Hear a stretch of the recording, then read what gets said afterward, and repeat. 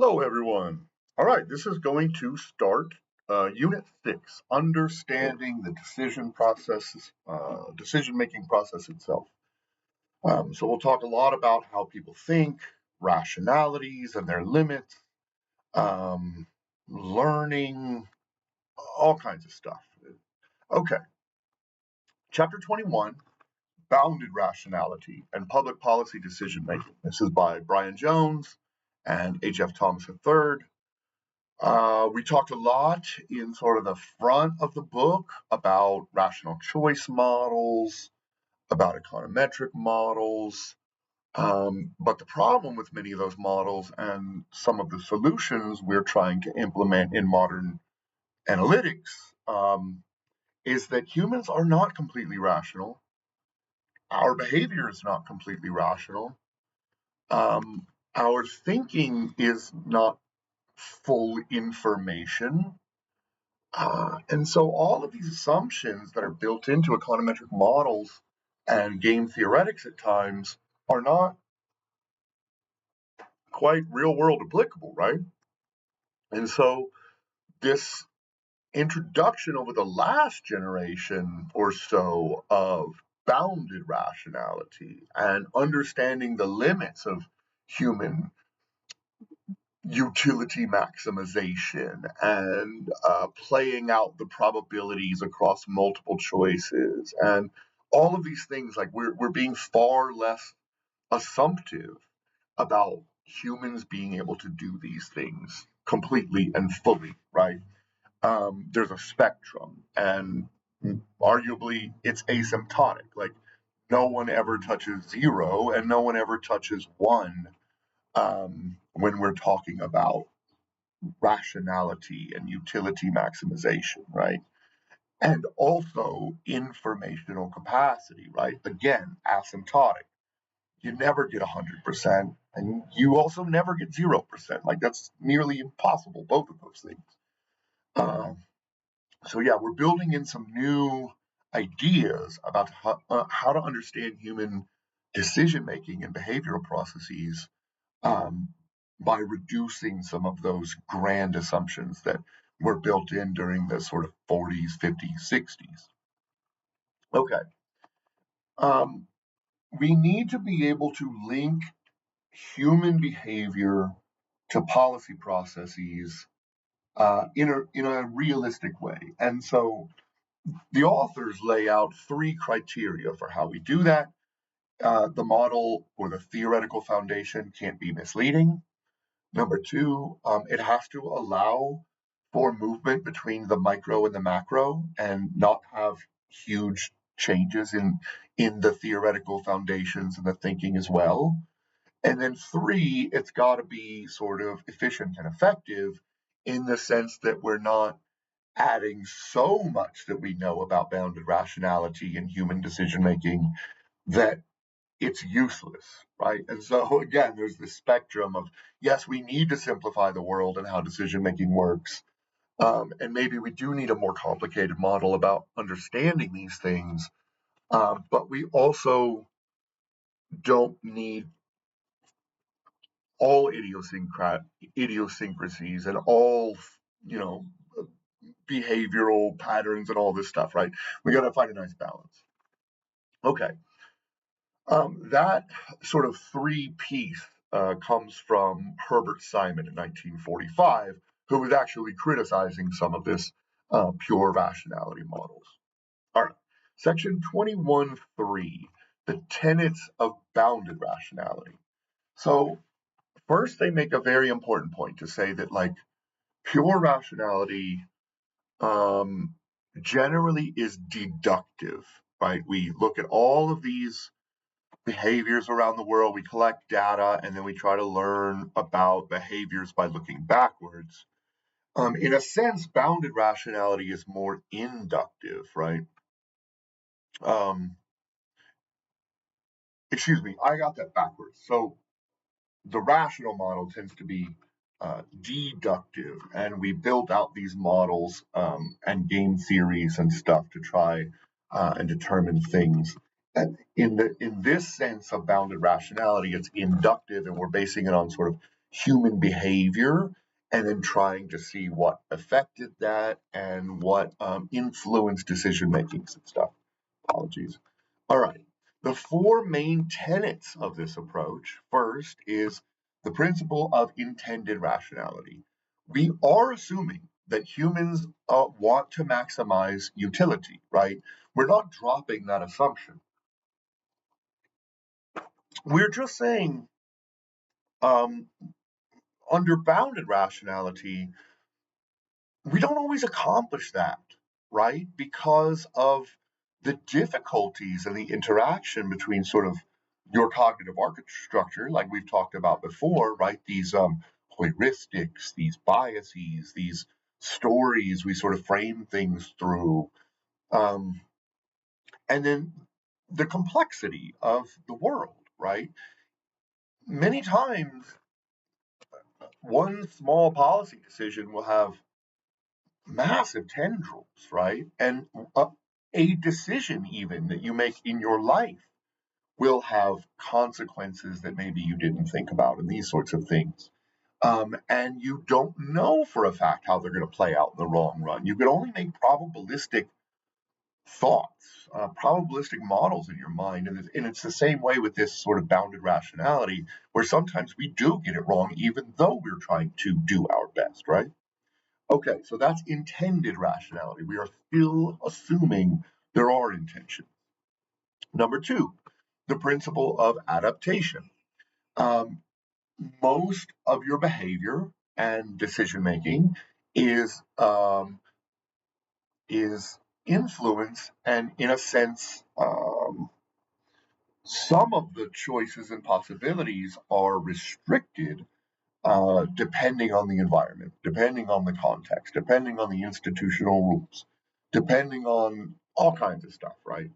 And so the consequence here is that the more time you spend on a problem, probably the closer you will get to reality, right?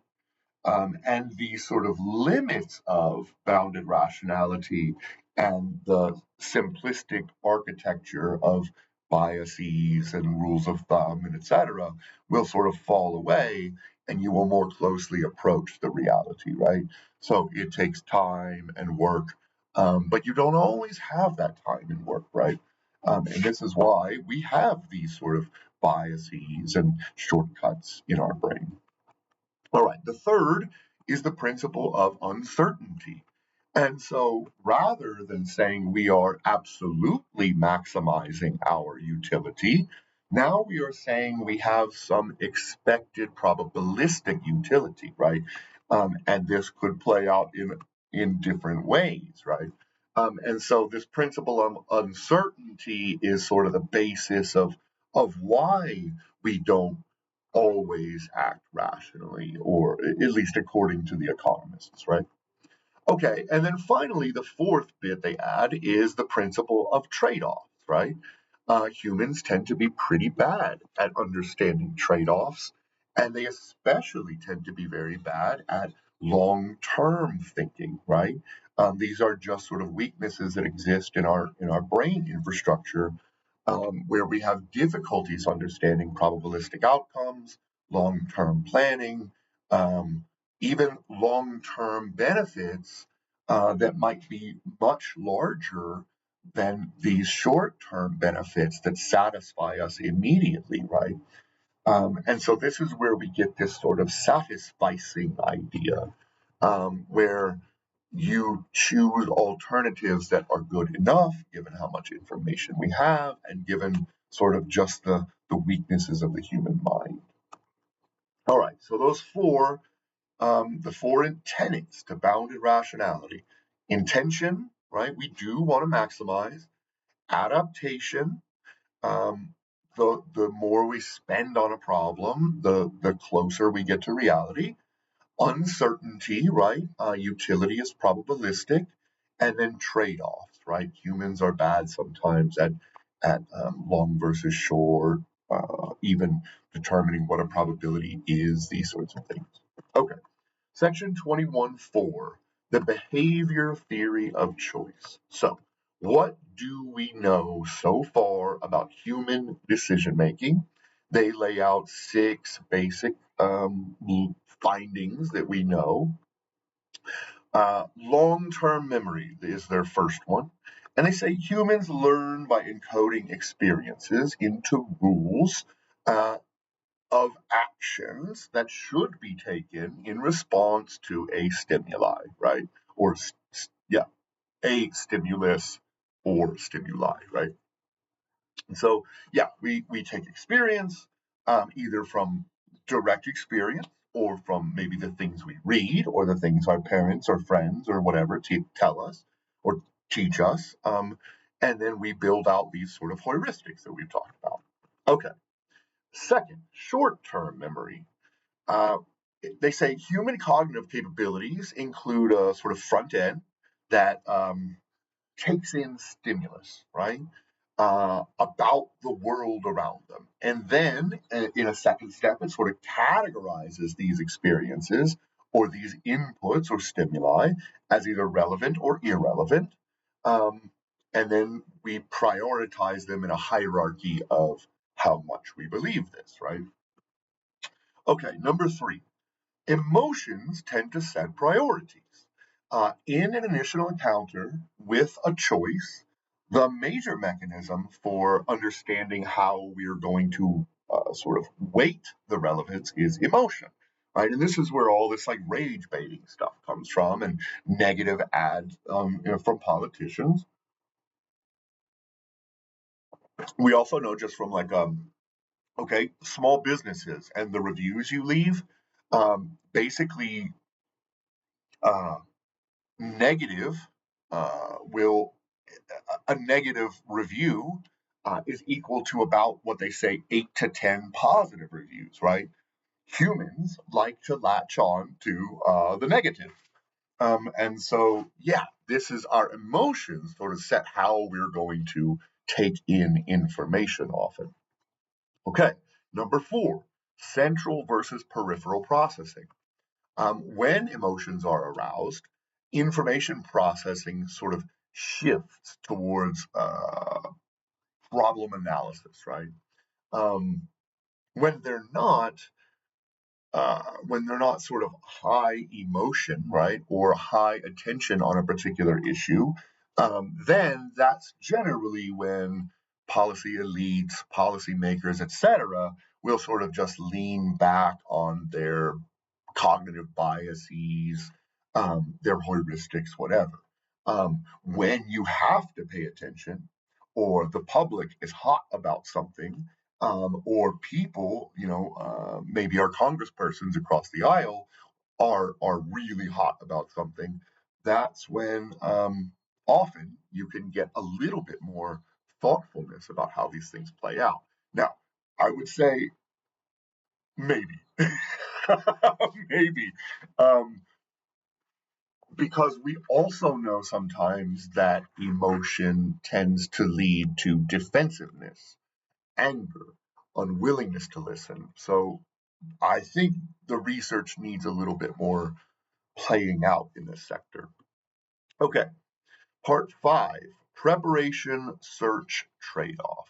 Okay, if we do need to take an action, we can basically lean on 2 different approaches, right?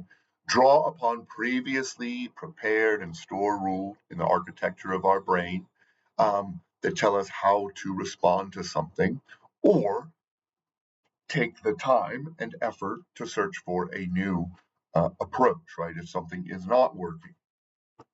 Number 6, and the final one, identification. People identify emotionally with solutions that are already out there in the world, right? Um, let's just say the economy, right? Left right bias. Um, the left says we need to sort of put more money. The left says like we need to put more money into the people at the very bottom. This will increase spending. It will potentially reduce social spending. Um, and this is the better approach, right? The right, on the other hand, says that no, we need to pump money into entrepreneurship and businesses, right, who will then hire and it will reduce things like unemployment and the wealth gap and etc. Right? And so, like, from where your, I guess, life experiences have already built out this architecture, you're probably going to sort of fall back on these things that you already believe, right? It's hard to get people to believe new things. And so this identification with a particular answer or a particular theory or whatever it might be can sort of influence your thinking. Okay, so we have long-term memory, short-term memory, emotions and priorities, central and peripheral planning and processing, preparation versus the search for new ideas, and then identification and biases, and etc. All right. 21.5 just lays out like what are heuristics. We've sort of hammered a little bit of that too. This is just a shortcut that you've built into your brain to respond to a stimulus. Okay. 21.6, organization. So one of the big points at the front end of this chapter, again, was that we need to build out a theory that can sort of play out in all levels of analysis, right? Individual, meso, macro, organizations, institutions, states, when they are trying to set policy, right? And so some of these things need to mirror each other, because that is one of the markers of a more useful um, theoretical framework. So, what are the characteristics of behavior and decision making of an organization, right? A bureaucratic institution, a state on the international scene, these sorts of things, right? And how does what we've learned about individual human memory and decision making and bounded rationality, how can we apply that uh, to an organization, right? And they said first, so we have what? Again, 6, and these very much mirror the ones we just talked about. You have organizational memory, right? You encode organizational experiences into rules, routines, standards, paperwork, all of these things, right? You build an architecture, right, for making decisions. Number 2, agenda setting. Um, Organizational capacity includes a front end, right? Where you take in all of this stuff and experiences and research, et cetera, and you build out an architecture. You prioritize what we believe more than what we don't. All of these things. And so this sort of parallels the short term attention stuff and how we make snap heuristic decisions. Number 3, parallel processing. They basically say that a major way that organizations expand and expound upon human capacity is the ability to take in multiple streams of information in parallel, right? And so, just like a human can take in multiple, sift through it, figure out what's going on, an organization can do the same through delegation, expertise, etc. Okay. Number 4, serial processing. This just means that we're doing it over and over and over and over, and there are rules, and again, paperwork and procedures, etc., where we take in new information, try to Bayesian update our thoughts as an organization, right? Change procedures, change approaches, whatever it might be, right? And this is sort of an iterative process. Number 5, emotional contagion. Emotional commitment and contagion are crucial to mobilizing change, right? And we've learned about this, right, because of like punctuated equilibrium model, right? Or the stuff that gets on an agenda often is because of crisis or mass mobilization, these sorts of things, right? And so they're saying there's this same sort of metaphor going on in organizations. And then finally, identification. Um, Organizations also sort of identify with a particular argument for how we fix something, a particular approach to I don't know, changing social behavior, whatever it might be, right? Um, and organizational attachment can be based on a whole bunch of different stuff, right? So it can be patriotism, it can be religion, it can be your focus on this like hyper specific policy, like say environmental policy or whatever it might be. It can be cost benefit analysis, like you just want things to run effectively. So there's all kinds of different ways, right? That these organizations and bureaucracies and their leaders can identify with a particular bias or approach or whatever it might be. Okay. They also say that yes, this is a metaphor, like this model, right, of bounded rationality and how we can take what we've learned about individual human decision making and thinking and sort of plug it into the organizational level. But they also say that it's not just a metaphor, right? That there are causal influences between the two, where humans and their individualized aggregated decision making is affecting institutions, and then that flows backward too, where institutions affect individual decision making, right? So these are, it is a metaphor, but it's also like a reality. Okay, section 21.7, information processing. Okay. Um, the authors talk about B.F. Skinner and Skinner's behavioralism models about how you put a stimulus into the world and then you get a behavior, right? And in a sense, this sort of taps into also the behavioral models of Pavlov, right? Where Pavlov would ring the bell, um, he would put food down and ring a bell, and the dog eventually developed this understanding that, and it was coded into the animal's brain basically, even when you didn't put the food down, that when you ring the bell, um, it is time to eat. And so eventually, as Pavlov kept doing this, he took the food away to see what the effect of the bell was. And of course, it brought the animal running, but it also caused salivation. It caused all of these sort of physiological behavioral effects just from this individualized stimulus, right? And sure, there is something to that, right? This is how we train, this is how we teach in schools, all of these sorts of things. But it's not nearly as cut and dry as all of that, right? Where stimulus equals behavior and it's always the same and constant and etc. And they're pointing out that an agent, especially human agents, right, have control over how they react to these stimuli um, through information, through experience, through heuristics, etc. And so you're not this sort of cut and dry causal pathway is a very bare bones approach to understanding how stimulus affects thinking and behavior that we need to move away from, right? Okay. 21.8, attention driven choice in public policy.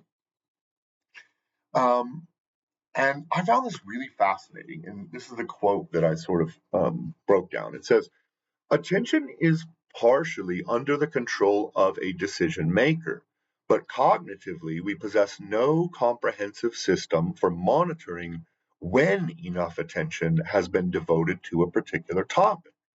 As a consequence, shifts in attentiveness are in large part hostage to emotional arousal.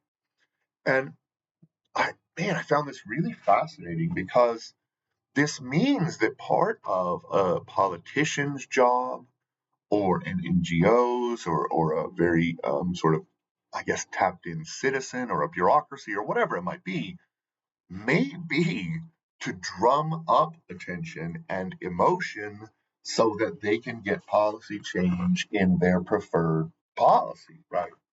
And so, yeah, they didn't really touch on that idea, but I sort of find that fascinating, right? That like we don't actually know what things we should be paying attention to at all times, right?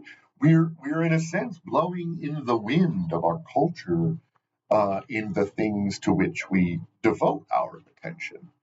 And so I guess, yeah, politicians, NGOs, etc., need to create attention. So yeah, fascinating. All right, section 21.9, disproportionate information processing and institutional friction. So, how do we help explain this episodic nature of policy change, right? That is, again, laid out in sort of the punctuated equilibrium model. And they say basically that there's two possibilities. They say it could be institutional friction or it could be a positive feedback loop.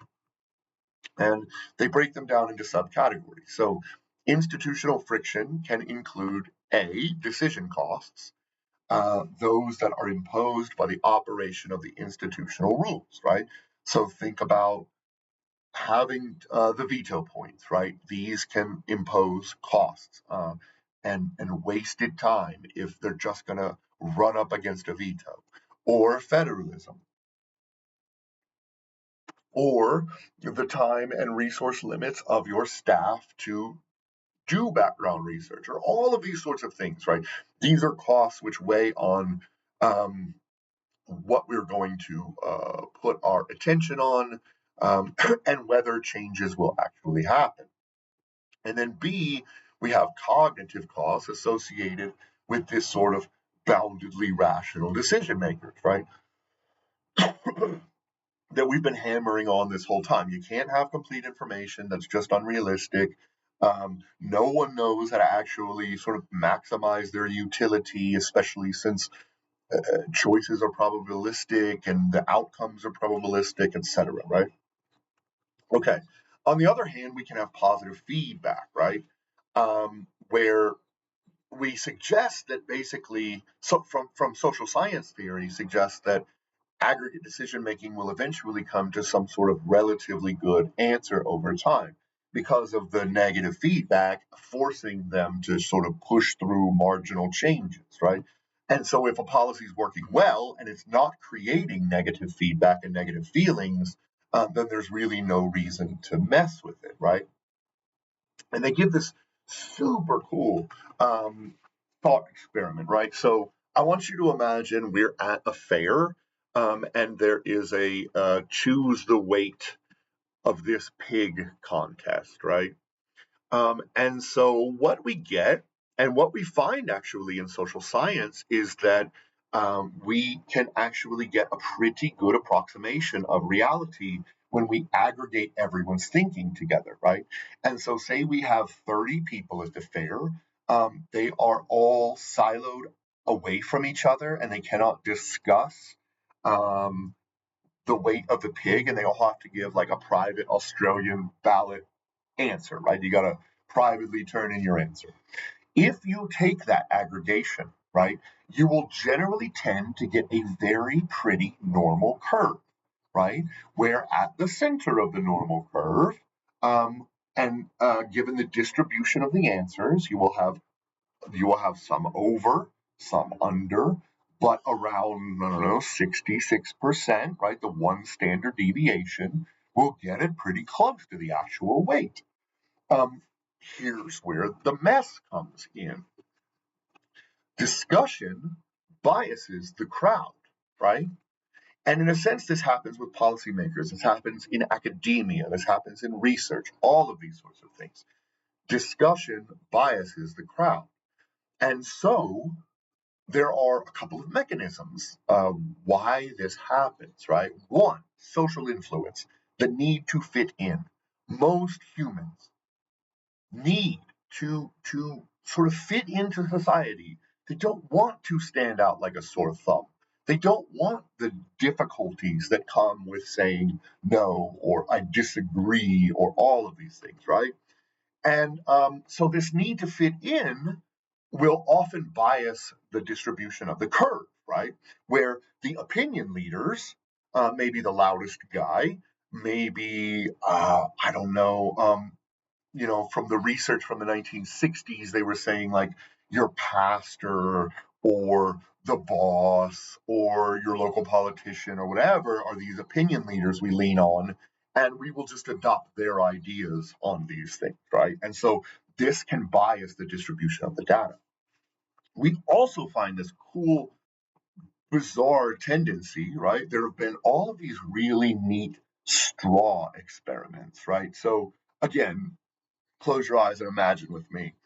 There's 3 to 5 people in a small room, right?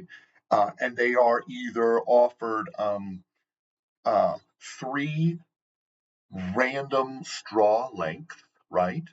Or a line, 3 lines on a piece of paper or whatever. And they have to, all of the participants have to sort of discuss and decide which one of these doesn't fit, or is there a difference in length between these lines or straws, etc. Okay, when you allow everyone to sort of just do their own thing, it's obvious. Everyone picks, that's the short straw, like come on, or that's the short line, like obviously.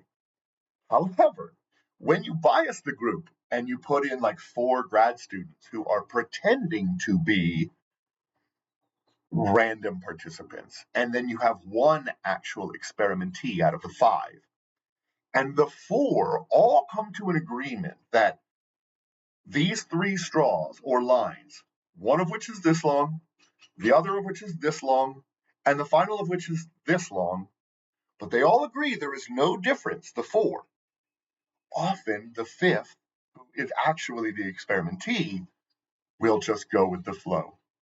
And you can watch sometimes like video or audio, and there's confusion and consternation and cognitive dissonance, um, but they will be pressured to just give the social answer, right? And so this kind of stuff can badly warp the distribution of the guesses, right? And so if bias is introduced into these sorts of things, that's when policy can go wildly awry, right? Okay. This can also be sort of touched on or applied to a lot of real world things, right? So political bandwagoning, right? Market bubbles and crashes, right? There's a worry that we're going to get a crash soon because AI is a bubble. And this has happened over and over and over and over again. This over exuberance with the market, it happened during the .com era.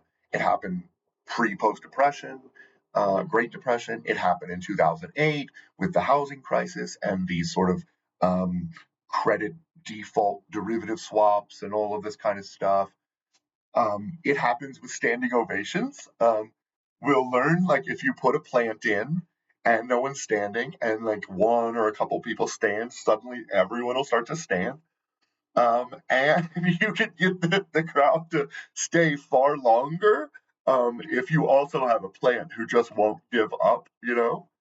And then riots and looting, which can just sort of happen almost instantaneously. One individual or a few individuals' action suddenly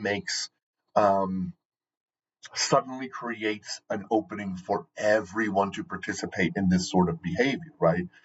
So there are a lot of things to be learned about this sort of stuff. All right, that was a huge one. I'm really, really fascinated by this bounded rationality concept. I think it's the future. And so, like, yeah, I really wanted to hit on this one. Okay, thanks for being here. Have a great day.